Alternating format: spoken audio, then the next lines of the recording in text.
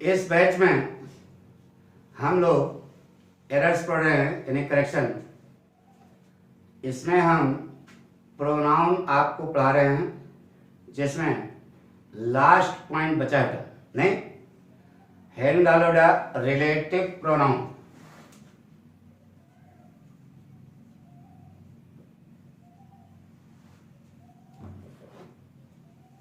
इसके पहले हमने कल क्या पढ़ा होगा? कल आपको बताया each of every one of either of, गाना जैसा याद कर लो यार। Each of every one of either of neither of one of which of any one of none of के बाद जो कर्ता आएगा वह हमेशा बहुवचन का होगा। आगे जो वर्ब आएगी वह एक वचन की होगी, और जो पॉजिटिव केस आएगा तो वह भी एक वचन का होगा। क्यों होगा समझा दिया। इसके अलावा आपको बताया डेमॉन्स्ट्रेटिव प्रोनाउन, संकेत सूचक सर्वनाम नहीं, चार्ट होते हैं दिस दैट दीज दोज, कब लगेगा ये भी समझा दिया नहीं। इसके अलावा कल हमने बताया आपको इंट्रागेटिव प्रोनाउन, प्रश्नवाचक सर्वनाम ना। WH वर्ड आपको बताया जाता है, तो WH वर्ड से जब डायरेक्ट प्रश्न पूछा जाता है तो उसे हम कहते हैं क्या? Interrogative pronoun. ठीक है, इतना बता दिया था।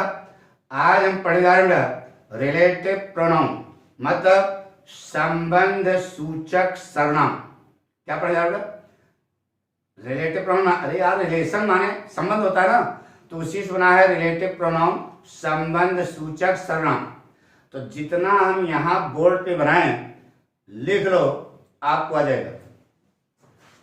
लिखो बेटा, हु, हुम, हुज, मानव जाति, मानव जाति, व्हिच, बड़ी बेजानदार चीज, चीज माने बस जानवर, चुनाव के मामले में व्हिच हो गया, दैट,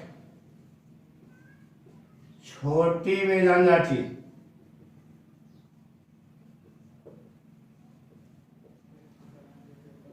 प्लेस के बाद वेयर, रीजन के बाद व्हाई, टाइम के बाद व्हेन। नीचे लो दैट का चैप्टर अलग से,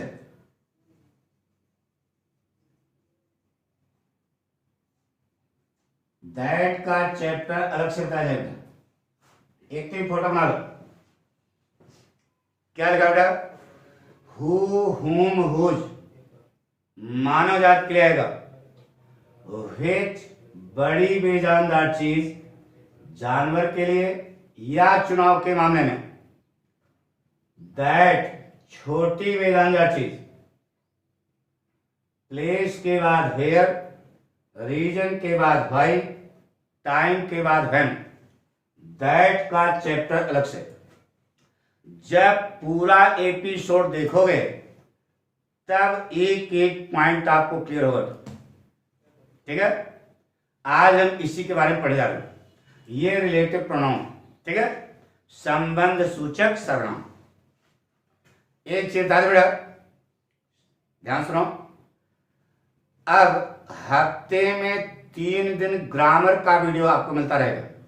ठीक है, और हफ्ते में पूरे दिन आपको ग्रामर पूरा मिलता रहेगा, और 3 दिन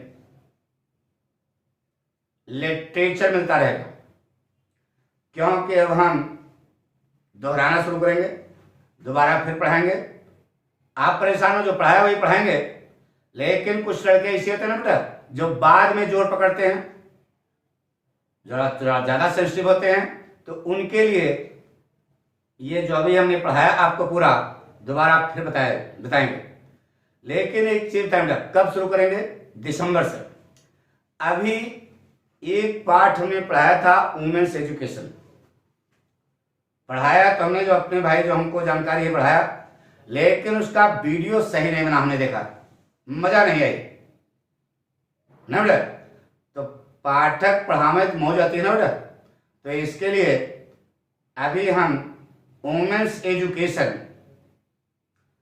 शुरू करने जा रहे हैं। आज रात 9 बजे से आपका वीडियो आएगा। कितने बजे से? रात 9 बजे से। तो आप उसमें देखें और आनंद लें, साथ में ही ज्ञान भी प्राप्त करें ना बेटा। मौज तो आएगी लेकिन साथ में ज्ञान। इसके बाद 1 दिसंबर से हम आपको एक बार रिवीजन करेंगे। तब तक हम स्टोरी वगैरह पढ़ा लेंगे। अरे 3 पार्ट स्टोरी है यार, एक स्टोरी में 2 दिन लगाएंगे, रट जाएगा। डोंट वरी, बी हैप्पी, सब आएगा, ठीक है।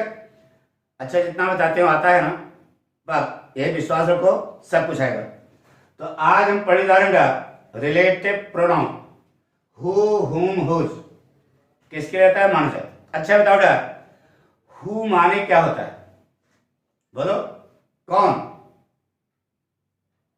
है? हु माने कौन? हाँ बेटा, ठीक जानते हो आप। लेकिन यहां रिलेटिव प्रोनाउन के रूप में जब लगेगा तो लिख लो हु माने जो, लिख लो। पहले वही कॉपी में यहां जगह है, देखो यार। हु माने जो, हुम माने जिसको, हुज माने जिसका जिसकी, हु सब्जेक्ट है, हुम ऑब्जेक्ट है, हुज पोसेसिव केस है। हु माने जो, हुम माने जिसको, हुज माने जिसका जिसकी, ठीक है। तो व्हिच बचा बेटा? व्हिच के 3 रूप हैं बेटा, व्हिच, व्हिच, ऑफ व्हिच, लिख लो, एक जगह लिख लो, which, which, of which, subject, object, possessive case. Subject which, इसका अर्थ होता है बेटा जो। ऑब्जेक्ट व्हिच, इसका अर्थ होता है जिसको। अब पोसेसिव केस होता है ऑफ व्हिच, इसका अर्थ होता है जिसका जिसकी। तो व्हिच समझे ना? व्हिच माने जो, व्हिच माने जिसको, ऑफ व्हिच माने जिसका जिसकी। दैट, छोटी विधान जो चीज लिया था, इसका अर्थ होता है जो। तब जब ये रिलेटिव प्रोनाउन के रूप में लगेगा, क्या अर्थ होता है? जो। इसका ऑब्जेक्टिव और पोसेसिव केस नहीं इस्तेमाल होता बेटा, केवल सब्जेक्टिव फॉर्म होता है। प्लेस के बाद वेयर, वेयर माने जहां, वेयर माने कहां, जानते हो। लेकिन यहां जब रिलेटिव प्रोनाउन के रूप में लगता है तो इसका अर्थ होता है क्या? जहां। रीजन के बाद व्हाई, व्हाई माने क्यों ना, लेकिन यहां अर्थ होगा जिससे। व्हाई माने जिससे या जिसके कारण। टाइम के बाद व्हेन, व्हेन माने क्या होता है? जब। वैसे व्हेन माने कब आपको मालूम है, लेकिन यहां अर्थ क्या होगा? जब। इतना समझ आ गया? नोट कर लिया? तो शुरू करें हम। गुड। एक नियम इसका और लिखो, रिलेटिव प्रोनाउन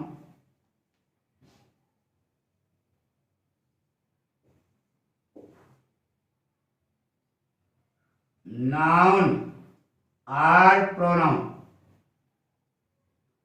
यहां रिलेटिव प्रोनाउन के यहां तुरंत बाद जो वर्ब आएगी, तुरंत बाद जो वर्ब आएगी, वह वर्ब इस नाउन या प्रोनाउन के अनुसार आएगी। फोटो बना लो। क्या लिखा है? रिलेटिव प्रोनाउन तुम्हारे सामने लिखा है। रिलेटिव प्रोनाउन के ठीक बाद जो वर्ब आएगी, वह वर्ब उस रिलेटिव प्रोनाउन के पहले आए हुए नाउन या प्रोनाउन के अनुसार आएगी।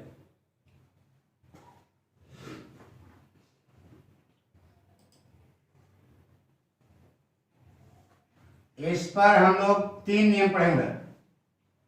पहला, दूसरा, तीसरा। तीसरा लिख दिया, दूसरा लिख दिया और पहला वाला अब लिखिए। पहला वाला बोले, लिखो बेटा। पहला वाला क्या के? रिलेटिव प्रोनाउन, रिलेटिव प्रोनाउन जिस नाउन या प्रोनाउन के लिए आता है, रिलेटिव प्रोनाउन जिस नाउन या प्रोनाउन के लिए आता है उसी के तुरंत बाद प्रयुक्त होता है।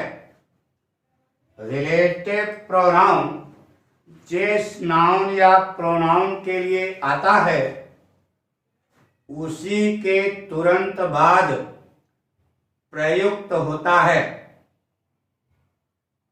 नोट कर लिया?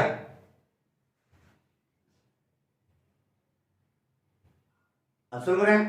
अब सबसे पहले नंबर 1 क्लियर करने जा रहा हूं, इसके बाद नंबर 2, फिर नंबर 3 पहुंचेंगे। नंबर 1 जिसे कहा गया आई सा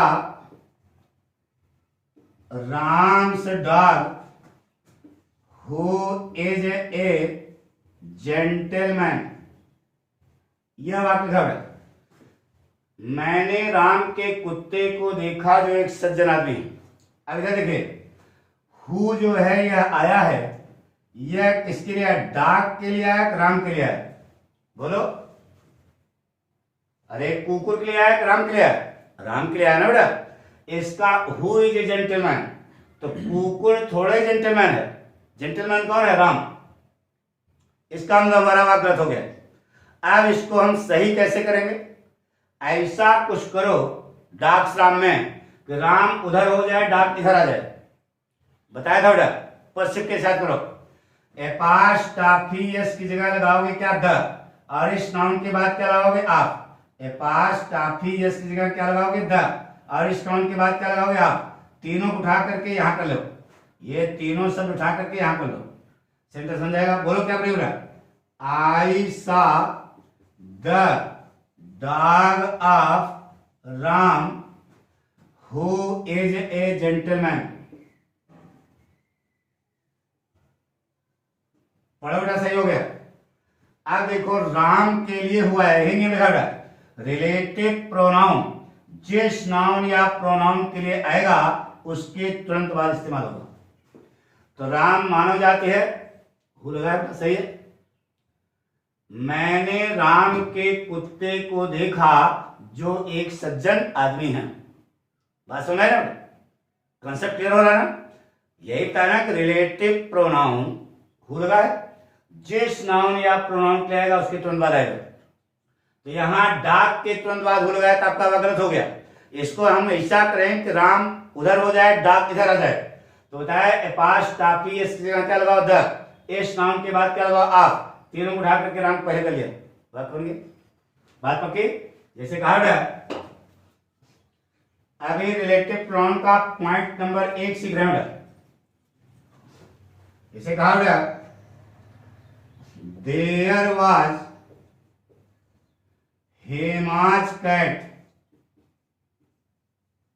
there was Hema's cat who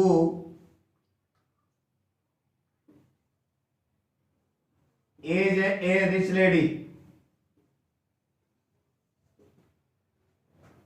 Hema की बिल्ली थी जो एक धनवान महिला है। तो बताइए इस वाक्य में हु किसके लिए है? कैट के लिए है, हेमा के लिए है? बोलो। हेमा के है ना? बिल्ली जो है धनवान महिला है, हेमा धनवान महिला है। इसका मतलब who is rich lady Hema क्या है? तो ऐसा करो कि हेमा उधर जाए, उधर चला जाए, कैट इधर जाए। बोलो क्या बेटा? There was the cat of Hema ना who is a rich lady. यह सही word.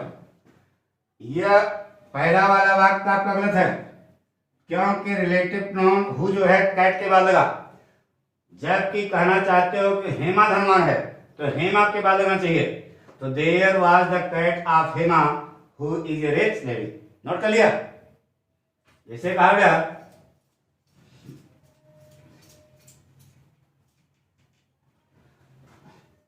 Mohan's bag who is my friend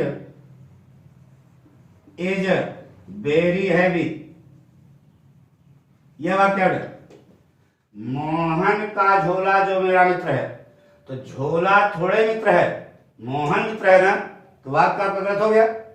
who is my friend, झोला मित्र है कि मोहन मित्र है, तो आपका वाक्य गलत हो गया। तो सही करो, क्या बनेगा? The bag of Mohan who is my friend is very heavy. ये सही वर्ड, यानी पहला वाला वाक्य आपका क्या गलत है, ये जो है सही हुआ। The bag of Mohan, Mohan का झोला जो मेरा मित्र है बहुत भारी है। तो रिलेटिव प्रोनाउन हु जो है बैग के लिए नहीं है, मोहन के लिए है। तो रिलेटिव प्रोनाउन जिस नाउन या प्रोनाउन के आएगा उसके तुरंत बाद इस्तेमाल होगा। यहां पर बैग जो है मित्र हो गया, ये गलत हो गया आपका, पक्का?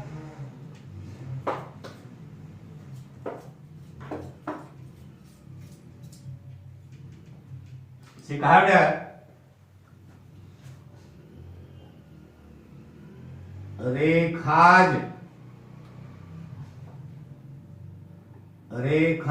Hearts who is my sister, Rekha's horse who is my sister ran fast, Rekha का घोड़ा जो मेरी बहन है बहुत तेज दौड़ा।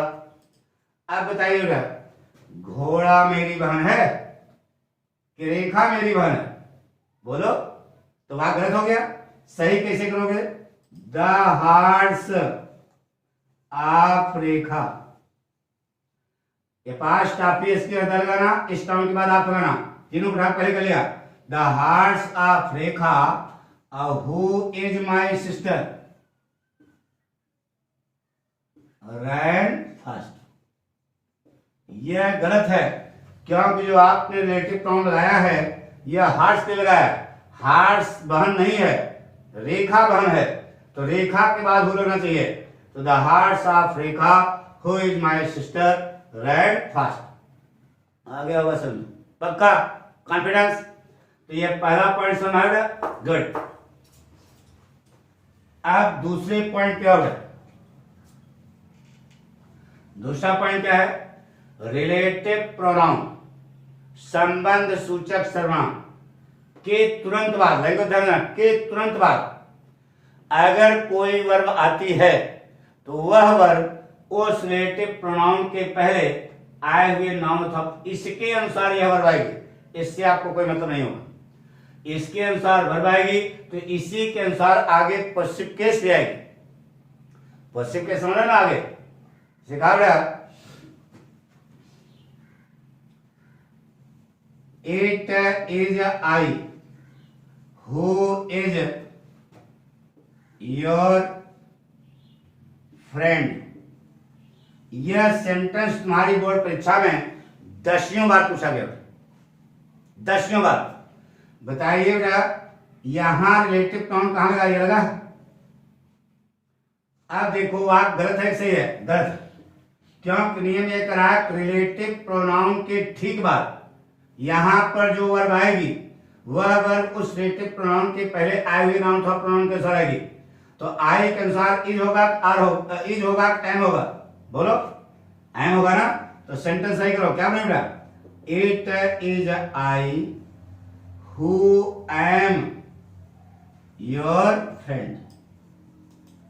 यह सही वर्ब। रिलेटिव प्रोनाउन के ठीक बाद जो वर्ब आएगी वह वर्ब उस रिलेटिव प्रोनाउन के पहले आए हुए नाउन अथवा प्रोनाउन के अनुसार है। पक्का? मिटा दे, समझ ना? तो आई के अनुसार यहां पर एम आएगा।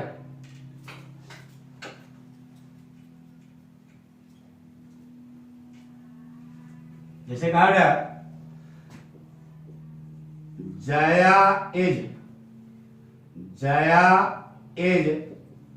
one of the students. Jaya is one of the students. Now, who respects her teachers. यह वाक्य है, Jaya is one of the students who respects her teachers. बताइए इसमें रिलेटेड नाउन क्या लगा? हु। अब हु के पहले क्या है? स्टूडेंट्स। तो स्टूडेंट्स के अनुसार यहां पर वर्ब आएगी। तो स्टूडेंट्स या बहुवचन है, तो इसमें एस लगाओ क्या, यानी कि अब आप यहीं पर आपका क्या है? गलत नहीं बेटा। अब यहां गलती हो गई, तो जब वर्ब बहुवचन की आ गई तो बता चुके आगे पॉजिटिव केस भी किस वचन का आएगा? बहुवचन का। तो स्टूडेंट्स के अनुसार यहां रेस्पेक्ट होगा। क्या बेटा? रेस्पेक्ट। और जब रेस्पेक्ट होगा बहुवचन की ओर आ गई तो हर होगा कि देर होगा? देर होगा। बहुवचन की पॉजिटिव केस आएगा तो पूरा वाक्य क्या बना बेटा? Jaya is one of the students who respect their teachers. अर्थ क्या हुआ? जया उन विद्यार्थियों में से एक है जो अपने गुरुओं का सम्मान करते हैं। बन गए? जया उन विद्यार्थियों में से एक है जो अपने गुरुजी का क्या करते हैं? सम्मान करते हैं। पक्का? मिटा दें?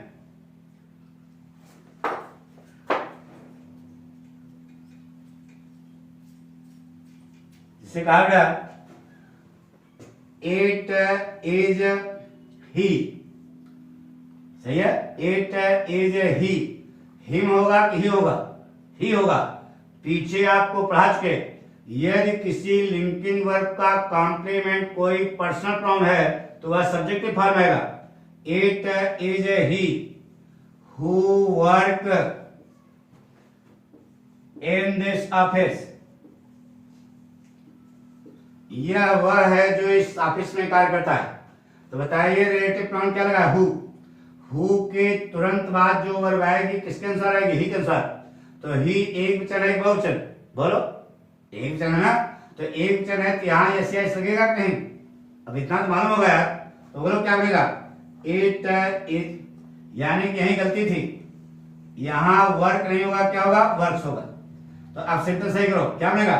इट इज ही हु, क्या बनेगा? Who works in this office. Note कर लो रे, सब लिख रहे हो बराबर से? कहीं बुझौलिया पढ़ाई कर रहे हो? मार दे मुंह का, सब नोट करते जाओ। यह वाक्य से बड़ा, it is he who works in this office.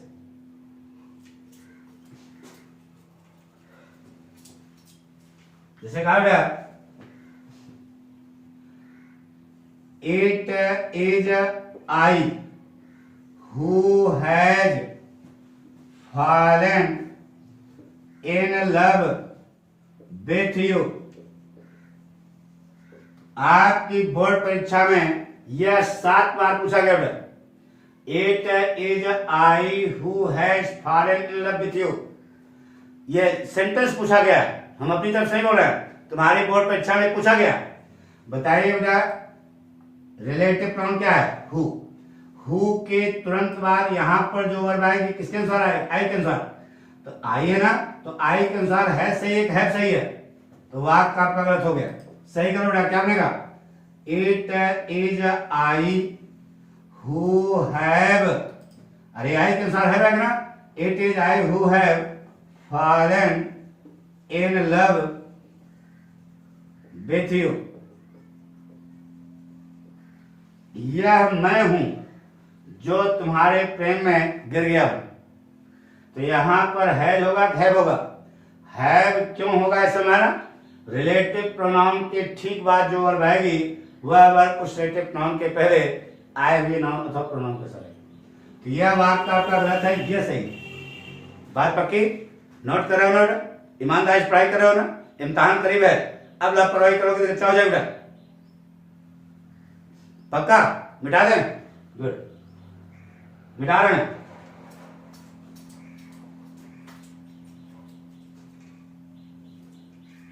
ये दोनों पॉइंट आपके समझ आ गए। अब हम पढ़ने जा रहे हैं रिलेटिव प्रोनाउन हु, हुम, हुज किसके लिए आएगा? मानव जात के लिए। किसके लिए? मानव जात के लिए। तो हु सब्जेक्ट है, हुम ऑब्जेक्ट है, हुज पोजेसिव केस है। ठीक है, तो शुरू करें। आप तीसरा पॉइंट तय करने जा रहे हैं। इसमें टाइम लगेगा, झट से नहीं, आराम से पढ़ो, जितना पढ़ो सॉलिड हो, तब जाकर के आपको ज्ञान होगा। से कहा गया the man that was blind, that was क्या बेटा? Blind came to my house. वह आदमी जो अंधा था मेरे घर पर आया। वह अर्थ है बेटा, आइए बेटा। तो यहां द मैन मनई है, जानवर है, मनई है ना, तो रिलेटिव प्रोनाउन है। तो रिलेटिव प्रोनाउन समझना बेटा। तो यह तो कॉमन नाउन है, कॉमन नाउन छोड़ो, तो मानव जात है। मानव जात के बाद यह जो दैट आपने लगाया है क्या गलत है? क्या लगेगा? हु, हुम, हुज। तो अब लड़का जानना चाहेगा गुरुजी यहां हु लगेगा कि हुम लगेगा कि हुज लगेगा? तो बताइए यह दैट के बाद क्या लगा? वाज। वाज क्या है? वर्ब है। तो वर्ब के ठीक पहले क्या होता है? कर्ता। तो हु, हुम, हुज में कर्ता क्या है? हु। तो क्या बनेगा? द मैन, कर्ता लगाओ, who was blind came to my house. तो यह बात गलत है या सही है? बात समझ? तो मानव जाति है, व्हिच नहीं लगेगा, दैट नहीं लगेगा, क्या लगेगा? हु लगेगा। बात पक्की? जैसे कहा बेटा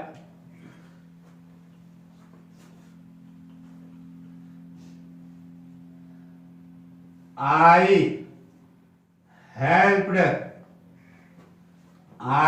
helped the lady. I helped the lady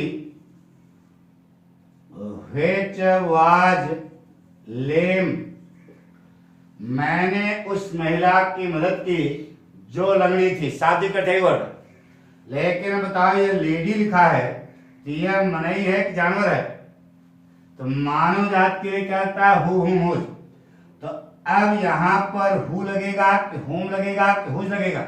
यह पकड़ना है, बताइए। तो हु, हुम, तो यह हिज तो गलत हो गया क्योंकि मानव जात के लिए हु, हुम, हुज लगेगा। अब उन तीनों में यहां क्या लगेगा? तो यह वर्ब है, वर्ब के पहले क्या आता है? सब्जेक्ट आता है। तो हु, हुम, हुज में सब्जेक्ट क्या है? हु। तो हिज की जगह क्या हो जाएगा? हु। क्या बनेगा? I helped the lady who was lame. अब यह वाक्य सही वर्ड, मैंने उस महिला की मदद की जो लंगड़ी थी। बात सुन रहे हैं ना?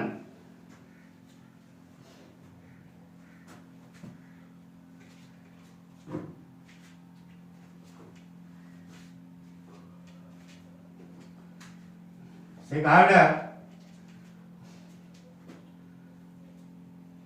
Ravi is one of the boys. Ravi is one of the boys that Ravi is one of the boys that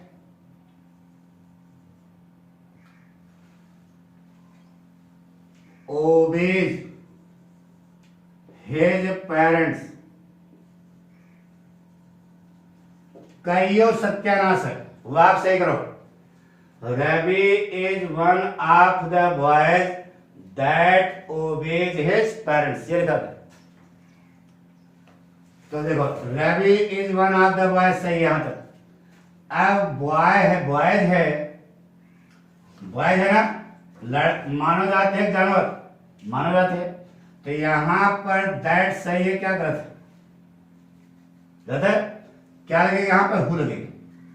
अरे मानव जात के हु लगेगा क्योंकि आगे वर्ब है, तो वर्ब है तो यहां पर हु लगेगा। अब यहां पर भी गलती है, जब हु लगाओगे इसके अनुसार वर्ब आएगी, क्या होगा? ओबे होगा, ओबे नहीं होगा। तो जब बहुवचन की वर्ब आगे जो पश्चिम केस आएगा वह भी बहुवचन का होगा। यह गलती है, 3 गलतियां वाक्य में। वहां इम्तिहान में आपके आएगा करेक्ट द सेंटेंस, मतलब एक वाक्य में एक ही गलती हो ऐसा नहीं है, पूरा वाक्य सत्यानाश से देखो। तो जब आपको सारे नियम कानून मालूम होंगे तभी सही कर पाओगे। पहली बात, तो Ravi is one of the boys, boys है, दैट नहीं हुआ, मानो जाते हैं, क्या लगेगा? हु है, आगे वर्ब आएगी, वर्ब आई है, इसका मतलब सब्जेक्टिव फॉर्म आएगा हु। अब हु आ गया तो यहां पर रिलेटिव प्रोनाउन के ठीक बाद, रिलेटिव प्रोनाउन यही हुआ ना, जो ठीक बाद जो वर्ब आएगा वो बहुवचन, वह इसके अनुसार होगी। तो बॉयज के अनुसार क्या हो जाएगा? ओबे, ओबे हो गया। अब उसके बाद अगर बहुवचन की वर्ब आई है तो बताया आप पश्चिम केस में बहुवचन का आएगा, तो हिज होगा कि देयर होगा? Their parents. पढ़ोटा बन गया।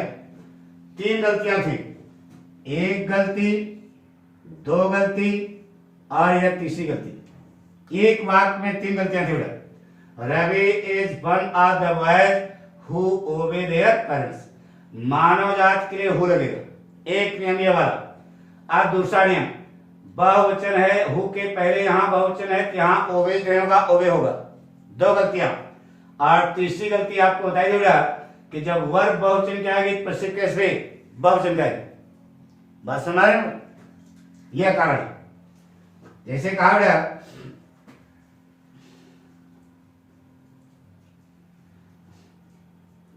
The girl,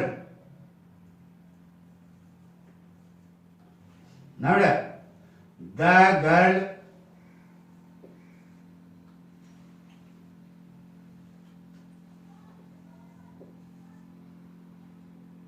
now that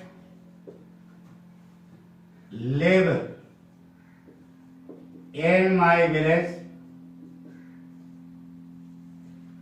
the girl that live in my village is very beautiful। ये वाक्य था, the girl that live in my village is very beautiful। पहली बात, गर्ल मान जात जानवर, मान जात, तो यहां पर आगे वर्ब लगी है, यहां मान जाती है तो हु हुम हो जाएगा। अब तीनों में इसको रहेगा, आगे वर्ब लगी है करता आएगा, यह गलती हो गई। अब समझे ना? अब देखो यहां हु लगेगा, अब हु रिलेटिव प्रोनाउन है, उसके पहले गर्ल आया है, तो गर्ल आया है क्लिप होगा, क्लिप्स होगा, यहां गलती है। In my village is very beautiful, बाकी सही है। क्या बनेगा? द गर्ल मान जाते हैं तो हु लगाना, क्या लगाना? Who, the girl who. अब देखा गर्ल के अनुसार यहां लिप्स होगा, क्लिप होगा, तो लिप्स होगा। The girl who lives in my village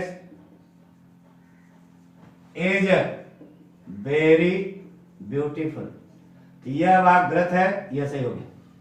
आ गया होगा समझ पक्का? तो हु वाला कंसेप्ट क्लियर हो गया? क्वेश्चन बताओ, कॉन्फिडेंस, गुड।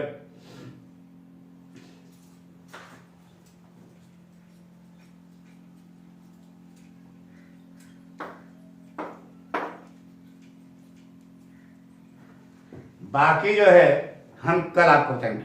Thank you.